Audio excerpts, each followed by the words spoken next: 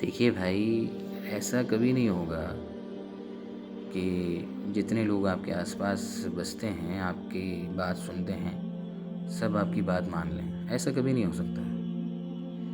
یقیناً اختلاف ہوگا جب آپ ایک معاشرے میں رہتے ہیں اور وہاں ایک سے زائد افراد ہیں، تو وہاں آپس میں اختلاف ضرور ہوگا۔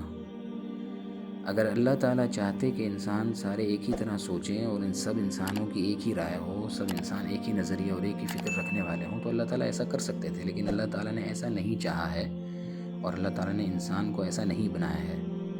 تو جب اللہ تعالیٰ نے انسان کو ایسا بنایا ہی نہیں ہے، تو آپ سب کو اپنے جیسا سوچنے والا اور اپنے جیسی رائے رکھنے والا، سب کو ایک ہی رائے رکھنے والا کیسے بنا سکتے ہیں؟ یقیناً کبھی نہیں بنا سکتے۔ یقیناً ایسا ہوگا کہ کسی کی ایک رائے ہوگی، کسی کی دوسری رائے ہوگی، کسی کی ایک فکر ہوگی، کسی کی دوسری فکر ہوگی۔ اب اسی اختلاف کو برداشت کرتے ہوئے مل جل کر رہنا، ساتھ رہنا، یہ ہے انسانیت کا کمال۔ اور اسی اختلاف کو برداشت کرنا اور اس اختلاف کے باوجود مل جل کر رہنا، یہ پرسکون معاشرتی زندگی گزارنے کا پہلا ادب ہے۔ اس کے علاوہ آپ پرسکون معاشرتی زندگی کبھی گزار نہیں سکتے۔ آپ کو یقیناً اختلاف کو برداشت کرنا پڑے گا۔ ہاں، یہ ضرور ہے کہ آپ اگر کسی بات کو حق سمجھتے ہیں، کسی نظریے کو حق سمجھتے ہیں، کسی فکر کو حق سمجھتے ہیں، سچ سمجھتے ہیں، تو آپ کا کام صرف اتنا ہے کہ اس حق بات کو، جسے آپ حق سمجھتے ہیں، پھیلاتے جائیں، آگے بڑھاتے جائیں۔ اگر آپ کی بات میں قوت ہے اور آپ کی بات واقعی حق اور سچ ہے اور آپ کا اس بات کو آگے پہنچانے کا انداز اور گفتگو کرنے کا انداز بھی بھرپور ہے اور کمال کا ہے، تو یقیناً جو لوگ سمجھ رکھتے ہیں وہ آپ کی بات ضرور لے لیں گے، آپ کی بات ضرور مانیں گے۔ تو آپ کا کام بس اتنا ہے کہ آپ جس بات کو حق سمجھتے ہیں اسے آگے بڑھاتے جائیں، اسے آگے پھیلاتے جائیں۔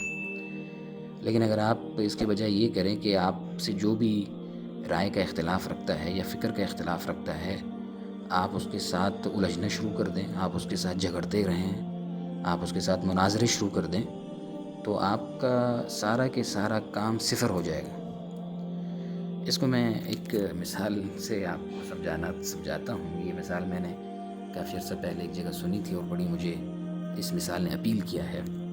ایک استاذ بورڈ پر ایک ٹیڑھی لکیر کھینچتے ہیں، ایک ٹیڑھی لکیر بناتے ہیں مارکر سے، اور پھر وہ اپنے طلباء سے کہتے ہیں کہ ایک ایک کر کے آتے جائیں اور اپنے اپنے انداز سے، اپنی اپنی سوچ کے مطابق یہ بات ثابت کریں کہ یہ لکیر ٹیڑھی ہے۔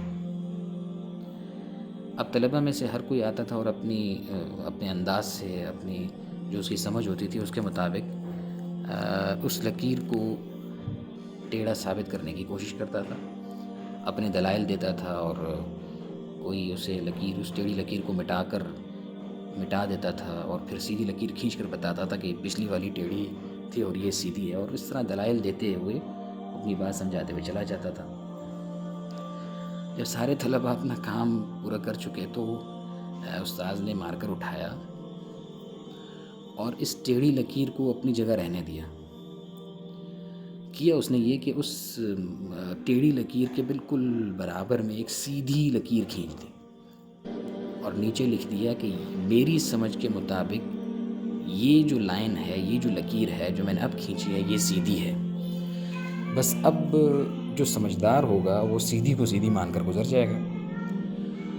تو استاذ نے اپنے اس عمل سے یہ سمجھایا کہ بے وقوفوں سے الجھنا اور ان کے سامنے مناظرے کرنا اور ان سے جھگڑا کرنا اور یہ انداز نہیں ہے اپنی بات کو پہنچانے کا اور پھیلانے کا، بلکہ انداز یہ ہے کہ لوگوں کے اختلاف کو سلاماً کہتے ہوئے برداشت کیا جائے اور اپنا انسان کام جاری رکھے، اور اگر بات میں سچائی ہوئی، بات حق ہوئی، تو سچ اور حق بات کو پھیلنے سے دنیا کی کوئی طاقت روک نہیں سکتی ہے۔ تو اختلاف کو برداشت کیجیے، ہر ایک رائے کا احترام کیجیے، دوسری رائے کا، جو آپ سے مختلف رائے رکھتا ہے، اس کا احترام کیجیے اور بڑھتے چلے جائیے، اپنی حق سچ بات کو پھیلاتے چلے جائیے۔ اس مثبت انداز سے اگر آپ اپنی بات کو آگے پھیلائیں گے تو آپ کی بات سمجھنے والے سمجھ بھی جائیں گے اور لینے والے لے بھی لیں گے، اور آپ اپنا کام ایک مثبت انداز میں، ایک پازیٹیو انداز میں کر سکنے کے قابل ہو جائیں۔